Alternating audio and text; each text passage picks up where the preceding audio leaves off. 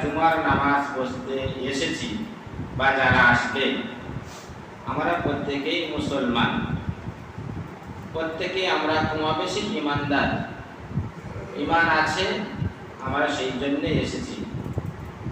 আল্লাহ পাক সূরা নাবাতের মধ্যে বললেন, আমি প্রথম যে আয়াতটা পড়লাম, আম্মা ইয়াতাসাআলুন, হে পৃথিবীর মানুষ, তোমাদেরকে একদিন সওয়াল করা হবে, অর্থাৎ প্রশ্ন করা হবে। আনিন নাবাইল আযীম, প্রশ্নটা কিন্তু অনেক বড়ই হবে। সে প্রশ্নটা কি হবে? যে আমি তোমাদেরকে সৃষ্টির সেরা মানব করে দুনিয়ার বুকে পাঠিয়েছি, এই মানব যাদের সেদিন প্রশ্ন করা হবে, বাচ্চা থেকে নিয়ে, জন্ম থেকে নিয়ে মৃত্যু পর্যন্ত কি করেছো, এটা প্রশ্ন হবেই।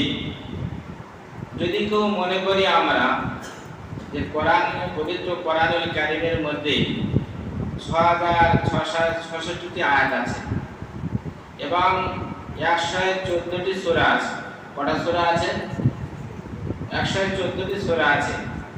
114টি সূরার মধ্যে সবথেকে ছোট সূরা কোনটা? সূরা কাউসার। আচ্ছা, 114টা সূরা যখন আছে, আমি 114টার মধ্যে একটার প্রতি আমরা ঈমান আনবো না, নাউজুবিল্লাহ।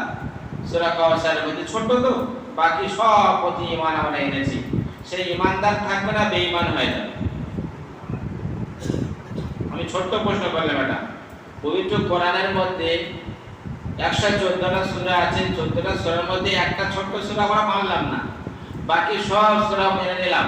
আচ্ছা, নেওয়ার পরে সেটা কি আমরা ঈমানদারের খাতা থাকবে না, বেঈমান হয়ে যাবে? এখন সবাই জানে না, আমরা জানি কি ভাই বলুন। আচ্ছা, দ্বিতীয় নম্বর প্রশ্ন হলো যে আল্লাহ পাক পবিত্র কোরআন পাকে 6666টি আয়াত পাঠিয়েছেন। সেই 6666টি আয়াতের মধ্যে আমরা একটা আয়াত ছেড়ে দিয়ে 6665টি আয়াত আমরা মানব, ঈমান আনবো, বাকি একটা আয়াত আমরা ছেড়ে দেবো। আমরা ঈমানদারের জায়গায় ঈমানি অবস্থায় থাকবো না, বেঈমান হয়ে যাব? হ্যাঁ, বেঈমান হয়ে যাবে, ঈমান থাকবে না। কেন? ইবলিস, আল্লাহ রাব্বুল আলামিন ফেরেশতা মণ্ডলীকে হুকুম দিল, এই ফেরেশতারা তোমরা আদমকে সিজদা করো। তো ফেরেশতারা সবাই সিজদা করলো, কিন্তু ইবলিস বলল যে আমার মর্যাদা ওর থেকে অনেক বেশি। কারণ আদম তো মাটি দিয়ে তৈরি, আর আমার তো আগুন দিয়ে তৈরি, আগুনের পাওয়ার কিন্তু বেশি, তো আমি সিজদা করব না। কার হুকুম অমান্য করলো? আল্লাহর হুকুম অমান্য করলো।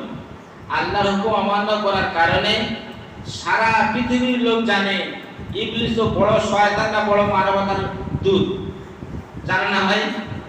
সারা পৃথিবীর মানুষ জানে ইবলিসের নাম শুনলে বলবে শয়তান। কেউ কাউকে গাল দেওয়া বলে যে ইবলিসের মতো, বলে না ভাই? আচ্ছা, যে ব্যক্তি একটা ব্যক্তির ইবলিসের মতো যখন বললো, সেই ব্যক্তিটা গর্বের বুকটা ফুলে যায় না মনটা অনেক ছোট হয়ে যায়? ভাই, ছোট হয়ে যায়। আর যদি বলে এই লোকটা নবীর মতো, কি হবে তখন?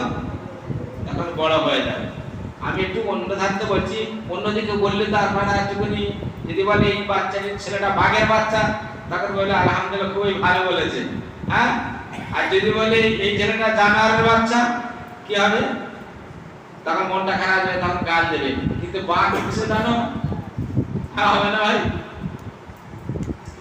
তো আল্লাহ পাক কোরআন পাকের মধ্যে আমাদেরকে জানিয়ে দিলেন যে তোমাদেরকে সৃষ্টির সেরা করে দুনিয়ার বুকে পাঠিয়েছি এবং ভালো মন্দ বিচার করার শক্তি তোমাদেরকে দিয়েছি, তাই ভাই?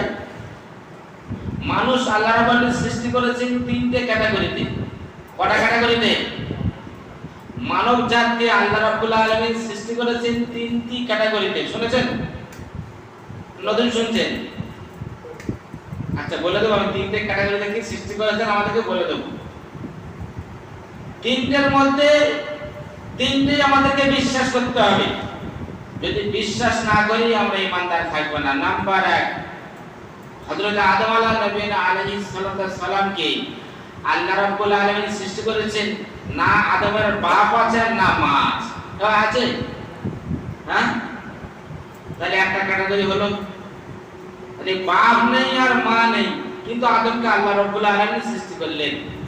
নাম্বার 2, ঈসা আলাইহিস সালাতু ওয়াস সালামকে আল্লাহ রাব্বুল আলামিন সৃষ্টি করেছেন, ওনার মা আছে কিন্তু বাপ নেই। ঠিক ঠিক তো? কটা ক্যাটাগরি হলো? আমরা যারা বলছি যে আমাদের কটা ক্যাটাগরি, আমরা যারা আজকে এখানে এসেছি, আমাদের ওনার তো কারোর বাপ নেই, কারোর মা নেই, কারোর বাপ নেই, শুধু মা আছে। আমাদের কি কি আছে? দুটোই আছে, তাই ভাই? আমাদের বাপ আছে ও মাও আছে। এর কটা ক্যাটাগরি হলো? 3টে ক্যাটাগরি হলো তো। নাম্বার 1, হযরত আদম আলাইহিস সালাতু ওয়াস সালামকে আল্লাহ রাব্বুল আলামিন সৃষ্টি করেছেন বিনা মাতা পিতায়। আল্লাহর কুদরতে তাকে সৃষ্টি করলেন। আল্লাহ দেখিয়ে দিলেন, হে পৃথিবীর মানুষ, আমি যে তোমরা আমাকে রব বলে যে মেনে নেবে, রবের শক্তিটা কত একটু দেখে নাও। দ্বিতীয় নম্বর, ঈসা আলাইহিস সালাতু ওয়াস সালামকে রব্বুল আলামিন সৃষ্টি করলেন, পিতা ছাড়া বানালেন। তৃতীয় নম্বর, এখন বর্তমান জামানায় আর হবে, এখন দুটোই চাই। যদি কারোর কন্যা সন্তানের যদি বিয়ে যদি না হয়, তার যদি কোনো যদি সন্তান যদি আমরা কি বলবো? কি সন্তান বলবো? অবৈধ সন্তান বলবো। এখনকার জন্য তার দুটো ক্যাটাগরি, পিতা মাতা দরকার, পিতা মাতা ছাড়া সন্তান হবে না। আর যদি সে স্রষ্টা যদি সৃষ্টি করেন সে ব্যাপারটা আলাদা। তাই মানব জাতকে আল্লাহ রাব্বুল 3টে ক্যাটাগরিতে সৃষ্টি করলেন। এই মানব জাত যখন পৃথিবী ছেড়ে দুনিয়া ছেড়ে যখন চলে যাবে, যখন তাকে কবরে রাখা হবে, কটা কষ্ট করা হবে? হ্যাঁ, কেন আল্লাহ বলেন 4টে প্রশ্ন করতে পারতেন? আপনারা কোরআন পড়বেন, একটু গবেষণা করে দেখবেন যে মানব জাতকে শুধু দুনিয়া ছেড়ে বিদায় নেওয়ার পরে কবরে কেন 3টে প্রশ্ন করা হবে। আবার এই পুরুষ, নারীদের কথা বলছি না, পুরুষ যখন দুনিয়া ছেড়ে বিদায় নয়, এর পোশাক কটা দেওয়া হয়? কটা কাপড় দেওয়া হয়? মানে কি জানে না যে মরে গেলে জানাজা কটা কাপড় পরাতে হয় তাও জানে। ছেলেরা শিখে নাও, তাই 3টে শিখে নিলাম। এখন আল্লাহ রাব্বুল আলামিন আমাদেরকে মানব জাত করে সৃষ্টি করেছেন। সৃষ্টি করার পরে নামাজ কত বছরে ফরজ হয়? 12 বছরে ফরজ হয়। রোজা কত বছরে ফরজ হয়? যখন 4 বলে নামাজ ফরজ হলো, তারপরে রোজা ফরজ হলো। যাকাত কত বছরে ফরজ হয়? ভাই, যদি তার সম্পদ যদি সে 60 বছর সম্পদের মালিক হয়, তাই তখন তার যাকাত ওয়াজিব হবে। যদি 80 বছরের মালের সম্পদ হয়, তখন 80 বছরে তার হচ্ছে যে মালের যাকাত তখন হবে। যখন মাল হবে, যদি সে ভিন্ন সংসার আলাদা সংসার হলো, তার 15 বছর বয়স হলো, 16 বছর বয়স হয়ে গেল, তার যাকাত পরিমাণ মাল হবে, তারপরে যাকাত ফরজ হয়ে গেল। তাহলে এটা মাল যখন হবে তখন তার ফরজ হবে। হজ কখন ফরজ হয় বলুন না, আপনারা শেখার জন্য আমি বলছি। হ্যাঁ, সামর্থ্য অনুযায়ী যখন সামর্থ্য হচ্ছে তখন তার হজ ফরজ হলো। তাই শিখে দিলাম, নামাজ ফরজ হলো আমার 12 বছর বয়সে, রোজা ফরজ হলো আমার 12 বছর বয়সে, মাল যাকাত ফরজ হলো যখন আমার সম্পদের মালিক হলাম, আমার হজ ফরজ হলো যখন আমার সামর্থ্য হলো। কিন্তু দ্বীনে ইলম শিক্ষা করা ফরজ কখন হলো? এটা শিখেছেন? দ্বীনে ইলম শিক্ষা করা ফরজ কখন হয়? এটা জবদেই বলে। হ্যাঁ, কত ছোটবেলা থেকে? এ তো বয়স আমি বেঁধে দিলাম। আল্লাহ রাসূল সাল্লাল্লাহু আলাইহি সাল্লাম বললেন, সন্তান যখন তোমার জন্ম নিয়ে যখন দুনিয়া মুখে আসলো, যখন তুই বললেন মোনা ঘুমোরে, বলে না মোনা ন্যাড়া কাজে, ওই দিন থেকে তোমার দিন শেখা ফরজ মৃত্যু পর্যন্ত। মৃত্যুর আগে পর্যন্ত নয়, মৃত্যু পর্যন্ত দিন শিখতে হবে। যদি বলে কেন, দেখবেন দুটো কথা বলবো। নাম্বার 1, আজকে যে আপনারা নামাজ পড়তে এসেছে, এই নামাজ পড়তে গেলে সর্বপ্রথম কোনটা ফরজ? নামাজ পড়তে গেলে নামাজের বাইরে আর ভিতরে কটা ফরজ আছে? কটা আছে? যারা জানেন না ঘরে চলে যান, নামাজ হবে না। যারা জানেন না ঘরে চলে যান, আবার বছরের 2 রাকাত পড়বেন, এটা কিন্তু ঠিক আছে, বাকি কেউ পড়বেন না, ঘরে চলে যাবেন, মনে করবে এরা ফরজ জানে না। কাল কিয়ামতের ময়দানে আমাকে ধরবে, আমি শেখাবো ফরজ। তাহলে নামাজের ভিতরে আর বাইরে, আচ্ছা বাইরের ফরজ আগে প্রয়োজন না ভিতরের ফরজ আগে প্রয়োজন? বাইরে। তাহলে আপনারা ভালোই বোঝেন, আমার থেকে আপনাদের বুদ্ধি বিবেক অনেক বেশি। নামাজের বাইরে এবং ভিতরে যখন 13টা ফরজ থাকলো, এই 13টা ফরজের মধ্যে হাফ ফরজ ছেড়ে দিয়েছি। হাফ ফরজ ছেড়ে দেওয়ার পরে 12.5টা পূর্ণ করেছি, আমার নামাজ হবে না? হবে না? আপনার মশলা বলুন না, যা বলে দেবেন বলুন না, হবে না। আমি বললাম এই 13টা ফরজের মধ্যে বাইরে যে 7টা ফরজ আছে, বাইরে 7টা ফরজের মধ্যে কোন ফরজ আগে 1 নম্বর আছে? এরা নামাজ পড়তে এসেছে, এখন পাক হয় না, নামাজ পড়তে যারা মসজিদে সব নামাজ করতেছে না, সর্বদা কি পাক? শরীর পাক। আচ্ছা শরীর পাক বলতে এখন আপনি রাতের বেলা পেশাব করে ফেলেছেন, ভোরবেলা উঠেছেন বা সকালবেলা উঠেছেন, ওঠার পরে ভালো লাইট বা সাবান দিয়ে বা ভালো দামি সাবান দিয়ে শ্যাম্পু দিয়ে লেয়ে দিয়ে এখন মসজিদে নামাজ পড়তে এসেছেন, আপনার শরীর কি পাক হয়েছে? আপনারা উত্তর দেন। আর কি করে বলছেন পাক হয় না? যদি পাক যদি না হলো তাহলে নামাজ পড়তে এসেছেন? শরীর পাক হলে আল্লাহ রাব্বুল কোরআন পাকে বলেছেন, কুলু ওয়াশরাবু, খাও পান করো, হালালান তাইয়্যিবা, যেটা পান করার কথা দিয়েছে তোমাদের খাওয়ার কথা দিয়েছেন সেটা হালাল হতে হবে এবং পবিত্র হতে হবে। এখন শুধু তো আপনি খেয়ে লে দিয়ে পরিষ্কার হয়ে চলেছেন, আল্লাহ রাব্বুল আলামিন সর্বপ্রথম বলে দিলেন কি তোমার শরীর পাক হতে হবে। আপনার উপরটা পাক করেছে, ভিতরটা সব গন্ডগোল, তাহলে না পাক আছে না পাক আছে বলেন? ভাই তো গন্ডগোল এখানে। এত মৌলভী সাহেবরা দোয়া করছেন, যাবে কোথায়? আগেকার মা বোনেরা বলতো ইমাম সাহেব খাবে, বৌমা তোমার ফরজ গোসলের জন্য তুমি হাড়ির কাছেই যাবে। আর এখনকার ঘরে ঘরে ঘরে সব সিনেমা দেখে বসে আছে, সেই হাতে যদি ইমাম সাহেব যদি খায়, ও হাত দিলে দোয়া করলে চোখ দিয়ে পানি কেন, রক্ত পড়লে কবুল হবে। আপনারা খাচ্ছেন সে তো আপনারা অন্য ভাবে খান, তার জন্য নেন। তাহলে 1 নম্বর হলো কি পাক? শরীর পাক। দ্বিতীয় নম্বর কাপড় পাক, তাই তো? দ্বিতীয় নম্বর হলো কাপড় পাক। আপনারা যে পাঞ্জাবি গুলো পরে এসেছেন, টুপি পরে এসেছেন, লুঙ্গি পাজামা পরে এসেছেন, আপনারা এই কাপড়টা নাপাক হয়ে গেলে পাক করার পদ্ধতি কি করে করবেন? আমার মা বোনেরা অনেক কাপড় চোপড় তো ধোয়, দেখেছেন? বাচ্চাদের যখন বাড়ি থেকে পেশাব করে দেয়, পেশাব করে দেওয়ার পরে কোনো প্লাস্টিক বাড়ি থেকে বা কাঠের বাড়ি থেকে পেশাব করে দেয়, মা বোনেরা ধুয়ে এনে শুকিয়ে দিল, শুকানোর পরে বললে হুজুর বাড়িটা আমার ধোয়া পরিষ্কার, পেশাবের ওপর বসুন। আপনার কারোর বসে নামাজ পড়ছেন, এখন ওই পাটিতে বা আপনার কাপড়টা পাক করবেন কি করে? কে শেখাবে এটা? মৌলভী সাহেবকে ঘরে কে শেখাবে? আমি গ্যারান্টিতে বলতে পারি যে সমস্ত বাচ্চারা মসজিদ মাদ্রাসা পড়ে, দুনিয়াতে পড়ে বা মাদ্রাসা পড়ে, এরা কিন্তু পাক করার পদ্ধতি বলে দেবে, কিন্তু আপনাদের বয়সে আপনারা জানেন না, আপনারা পেশাব করে নাই। আমি গ্যারান্টির সঙ্গে বলতে পারি আপনারা মসজিদে নামাজ পড়তে এসেছেন, কমসে কম 300 লোক এখন আছে, 300 লোকের মধ্যে 250 লোক বলতে পারবে না পায়খানা ফিরে শোষানো হয় ও আঙুল দিয়ে করতে হয়। যদি সাইকেল ফিরে যদি শোষানো যদি না শেখেন, তাহলে ভাবির পাক কি করে শিখবে? বলতে পারবেন? ভাই বলুন। 2 আঙুল দিল, বারবার কোন আঙুল দেবে?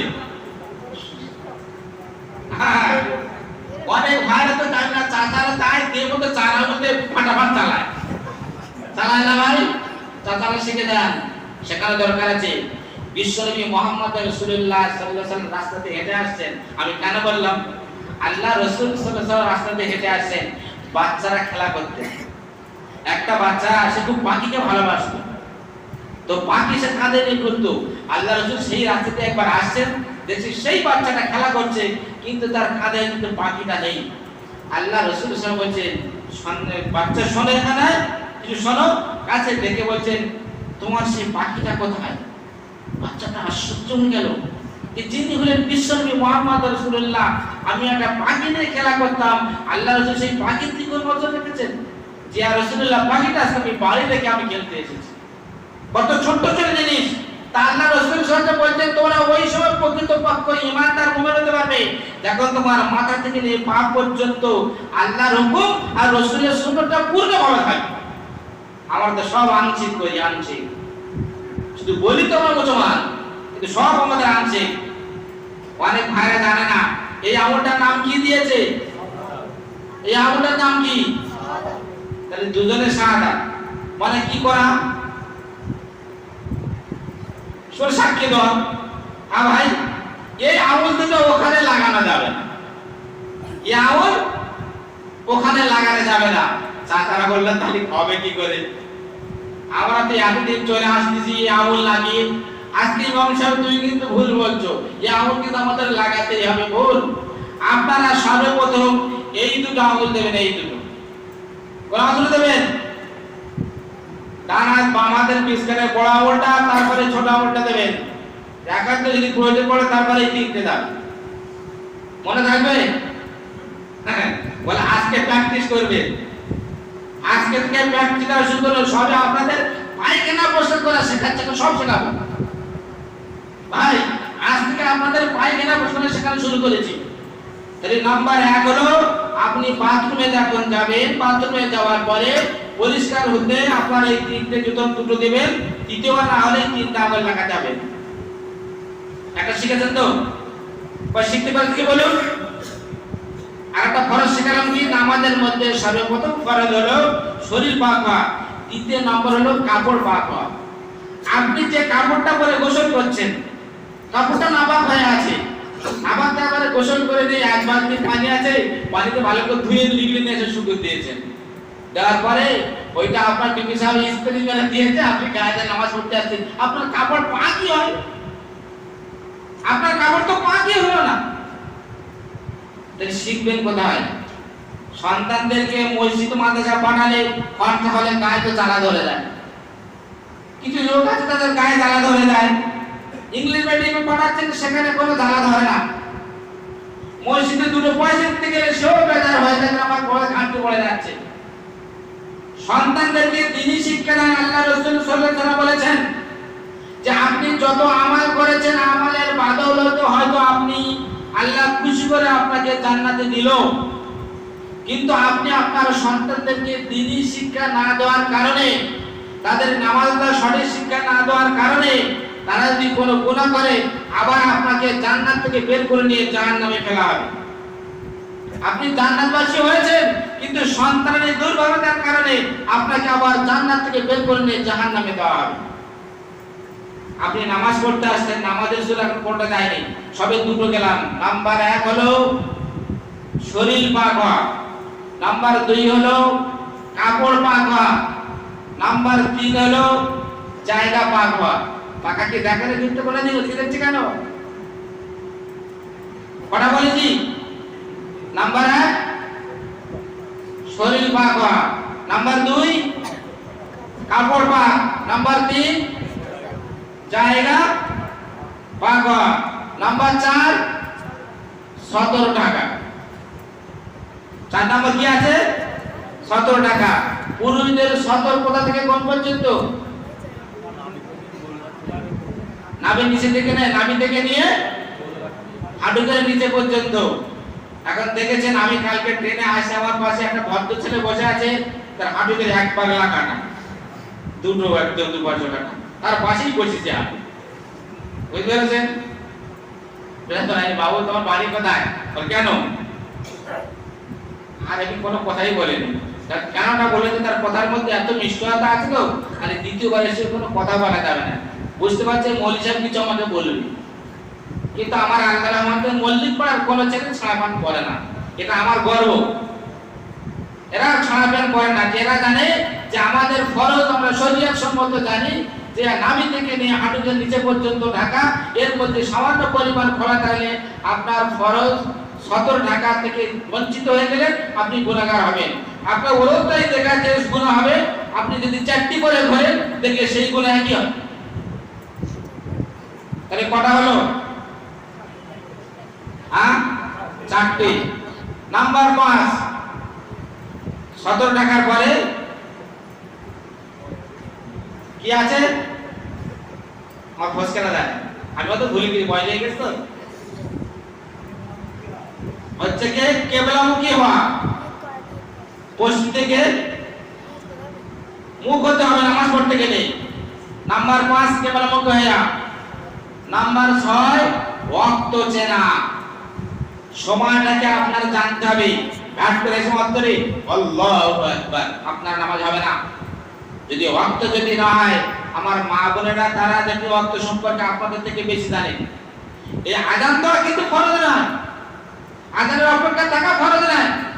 শরীয়তে এসেছে এখানে ওয়াক্ত জানাটা ফরজ, যে আপনার সময় কখন হলে এই সময়টাকে আপনার জানতে হবে। আমরা তো জানি না, জোয়াল ওয়াক্ত এসে নামাজ পড়ে নিচ্ছি, মাকরুহ সময় এসে নামাজ পড়ে নিচ্ছি। আর নাম্বার 7 নাম্বার হলো নিয়ত করা। কি করা? কটা বললাম? নামাজের বাইরে কটা ফরজ? নামাজের বাইরে 7টা ফরজ বলে দিলাম। যদি আপনারা যদি মনে রাখেন তাহলে আপনাদের ভবিষ্যতে কাজ দেবে, আর যদি ভুলে যান তাহলে আপনার ভবিষ্যৎ অন্ধকার হয়ে যাবে। যদি বলে কেন, যে আপনি নামাজ পড়ে যখন যাবেন কবরে যখন শোয়াবে, আপনি 7টা ফরজের বাইরে যেগুলো আছেন একটা ছেড়ে দিলেন, অর্থাৎ আপনার শরীর পাক আছে, কাপড় পাক আছে, জায়গা নাপাক আছে। এই জায়গা নাপাক থাকার পরে সেখানে আপনি চাস্ত আমিন তাহাজ্জুদ সব পড়ে যাচ্ছেন, পড়ে যাওয়ার পর কবরে যেতে এগুলো কালো কালো, এখানে লাল লাল আর হলো না। এগুলো তো আপনারা ঘরে বসে শিখতে পারবেন না। তাই মসজিদে কারা কারা আসবেন না হাত তুলুন। আমি মসজিদে শেখাবো বলে নেই গতবার ভাই বলেছিলাম, আজকে এসার পর থেকে 9টা থেকে 9:30 পর্যন্ত শুরু করব। আপনাদের কাজের বাজার খুব ভালো, মানে সামান্য দেয়ালি গেলে তো আপনার কাজের বাজার খুব ভালো। তো পুস্তকারা বলুন না, চাপ নেই।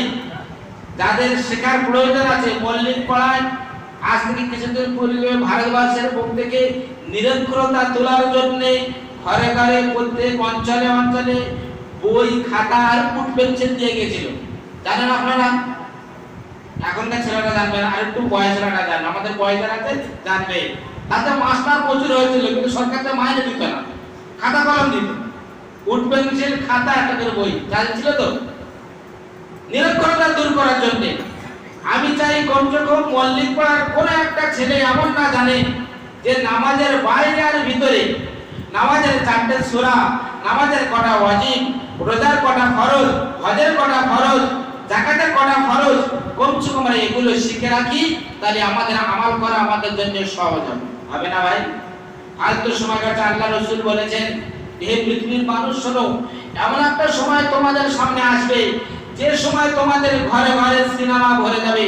সেদিন তোমাদেরকে দিনের কথা বলা হবে, দিনের কথা বলার পরে তোমরা কর্ণপাত করবে না, তোমাদের কানগুলোকে শুনে যারা দিনের কথা শুনলে ঝালাপালা হয়ে যাবে। সেদিন দিনের কথা তোমাদের দিলে কোনো আসর হবে না। সে সময় আমাদের সামনে কিন্তু এসে গেছে, তাই না ভাই? এখন মা যদি একটা মোবাইলে দেখে, বাপ আরেকটা মোবাইলে দেখে না? যে মা যে বইটা দেখছে ওটা বাপের পছন্দ নাই, ওই দিন বাপ আলাদা দেখছে। বোন যেটা দেখতেছে সেটা ভাইয়ের পছন্দ নাই, ভাই আলাদা দেখছে। তাহলে কত খরচা বেড়েছে। একটা বাড়িতে 4টে 5টা করে ফোন আছে, আবার রিচার্জ বাড়িয়ে দিল, আবার হচ্ছে কি 12 মাসে বছর হয়, কান ধরে 5তে বলে দিল 13 মাসে বছর চলছে এখন। তাহলে সেদিকে আমাদের ধারণা কিছু নেই। ওই জন্য ভাইদেরকে অনুরোধ, আপনারা আপনাদের সন্তানদেরকে দ্বীনি শিক্ষা দিয়ে যান। দ্বীনি শিক্ষা দিলে আল্লাহর রহমতে ইহকাল এবং পরকাল দুই জায়গায় ভালো হবে। আজকে মুসলমানদের অবস্থা কোন জায়গায় আমরা রাখি না, আমরা নিজেরাই শুধু ঠকাঠকি করছি। ভারতবর্ষের বুকে যে ওয়াকফ সম্পত্তি নিয়ে যে কি তোলপাড় চলছে, এর আগে একটা হাইকোর্টে কেস হয়ে গিয়েছিল। কেসের পরে মাদ্রাসাগুলো বন্ধ করার জন্য উত্তরপ্রদেশের হাইকোর্ট রায় দিয়েছিল মাদ্রাসা বন্ধ করতে হবে। এলাহাবাদ কোর্ট রায় দিয়েছিল যে মাদ্রাসাগুলো বন্ধ করতে হবে। আমরা তো কানাবাজিকে খবর রাখবো না। সেই কেসে জমিয়ত উলামা, সেই কেস নিয়ে আবার সুপ্রিম কোর্টে যাওয়া হলো। আল্লাহর রহমতে গত কয়েকদিন আগে সুপ্রিম কোর্টে রায় দেওয়া হলো যে মাদ্রাসা আপনারা বন্ধ করতে পারবেন না, মাদ্রাসা যেমন চলছে এরকম চলবে। যদি একটু সুবহানাল্লাহ বলবেন না, বন্ধ হলে ভালো হয় আপনাদের। আজ অকাল সম্পত্তিতে সরকার যে জায়গাগুলো পড়ে লেগেছে, পার্লামেন্টে যখন বিল পাস করতে পারলো না, তখন জয়েন্ট পার্লামেন্ট যখন পাঠানো হলো, সেই নিয়ে এখন তোলপাড় টুকটাক করে চলছে। গত 2-4 দিনের মধ্যে ওই যে জয়েন্ট পার্লামেন্টের সদস্যরা কিছু কলকাতা বুকে আসবেন, বিভিন্ন সিটি থেকে বিভিন্ন জায়গায় তারা নিচ্ছে, তথ্য নিচ্ছে, বা এদের সাপোর্টার কত আছে দেখার জন্য। এই সমস্ত বিভিন্ন রকমের আইন কানুন নিয়ে মুসলমানদের কাছে এক ঘরে করার জন্য, এদের হাত থেকে অস্তিত্ব কেড়ে নেওয়ার জন্য তারা উঠে পড়ে লেগে আছে। আমরা সেদিকে ধ্যান ধারণা না দিয়ে আমরা শুধু নিজেদের নিয়ে ব্যস্ত, নিজেদের কামড়া কামড়ি করছি। আমার ভাইদের কাছে অনুরোধ, আজকে আমরা কোন জায়গায় পরে নামাজ পড়তে পারবো কিনা, এরপর আমরা ঈদগাহে নামাজ পড়তে পারবো কিনা, এরপরে মাথা টুপি দিয়ে কলকাতায় যেতে পারবো কিনা, সেদিকে একটু মাথায় রাখুন। শুধু কাজ কারবার নিয়ে মাথা রাখবেন না, এই সমস্ত চিন্তাধারা নিয়ে আপনারা একটু চিন্তা ভাবনা করবেন। তাই 28 তারিখে কিংবা 29 তারিখে আবার কলকাতায় জমিয়ত থেকে ডাক দিয়েছে যে আমরা দলবদ্ধভাবে সেখানে গিয়ে কোন সময় এই আন্দোলন করি, তবে উশৃঙ্খলভাবে নয়। আমি ছেলেদের বলি যে সুষ্ঠুভাবে, যে আমাদের সুষ্ঠুভাবে প্রতিবাদ করতে হবে, যে আমাদের আইন যে আছে, হক সম্পত্তি যে আমাদের আছে, আমাদেরকে ফিরিয়ে দিতে হবে। যে আইন আছে এই আইন থাকবে, কিন্তু ওয়াকফ সম্পত্তির জায়গা থেকে নিয়েছি কিন্তু তখন সব শেষ হয়ে যাবে। ওই জন্য ভাইদের কাছে অনুরোধ, বিশেষ করে আপনাদের এই সমস্ত এলাকায় যে সমস্ত ভাইরা এখনো নামাজ থেকে দূরে সরে আছে, যারা নামাজ পড়তে আসতে পারছেন না বা আসছে না, তাদের কাছে এলাকার লোকের দায়িত্ব বেশি, পাড়ার মুয়াজ্জিন ইমামের থেকে আপনাদের দায়িত্ব বেশি। তাদেরকে নামাজের মধ্যে জড়া। কিয়ামতের ময়দানে আল্লাহ ধরবে যে আমি বলেছিলাম কোরআন পাকের মধ্যে, তুমি তো আহলে বর্গদেরকে জাহান্নামের আগুন থেকে বাঁচাও, তার জন্য তোমরা কি করেছো বলো। তার জন্য আমরা বলবো মসজিদে বসে শুধু দোয়া করেছে, আল্লাহ তুমি আমাদের দোয়াটাকে কবুল করো। এই দোয়া কবুল হবে না, তাদের কাছে যেতে হবে, তাদের অনুনয় বিনয় করে বুঝিয়ে বুঝিয়ে বারবার বলে বলে তাদেরকে মসজিদে আনতে হবে। তারা হয়তো অনেক ভাইরা এমন আছেন, তারা নামাজ পড়ার ইচ্ছা আছে, কিন্তু নামাজের সূরা যারা তাদের কিছু জানা নেই, তারা নামাজের রুকুর পদ্ধতি কি জানা নেই, তার এই লজ্জায় আসে না। আমি তাদেরকে বলি আপনাদের নামাজ পড়তে আসতে হবে না, কমসে কম এশার পরে নামাজের যে শিক্ষা দেওয়া হবে সেই নামাজের তরিকাটাকে আপনারা শিখতে আসুন, শিখে যান, পরে আপনাদের বুঝেছিল নামাজ পড়তে আসবেন কিনা। কিন্তু মুসলমান যারা ঈমানদার, যাদের প্রতি প্রকৃত ঈমানের তাকাজা আছে, তারা কোনোদিন ঘরে চুপ করে বসে থাকতে পারবে না। যখন মসজিদে আযান দেওয়া হয় যে আল্লাহু আকবার বলে, তখন তাদের দিল একটু কাঁপে যে স্রষ্টা কুল কায়নাতের মালিক, যিনি সবার সবথেকে বড়, সেই আল্লাহ ডাক দিয়েছে কমসে কম মসজিদে না যেতে পারি, কমসে কম ঘরে নামাজটাকে আমরা আদায় করি। ওই জন্য জন ভাইকে অনুরোধ যে কমসে কম বিদ্যুৎ চাচারা তারা তো জানে না, জন ভাই আপনারা বেশি আসুন, নামাজের পদ্ধতিগুলো শিখুন, এবং নামাজের মধ্যে আমরা প্রত্যেকেই পাঁচ জামাত সহিত আদায় করার তৌফিক আল্লাহ দান করুন। আসুন বলি আমিন। আসুন শুনুন।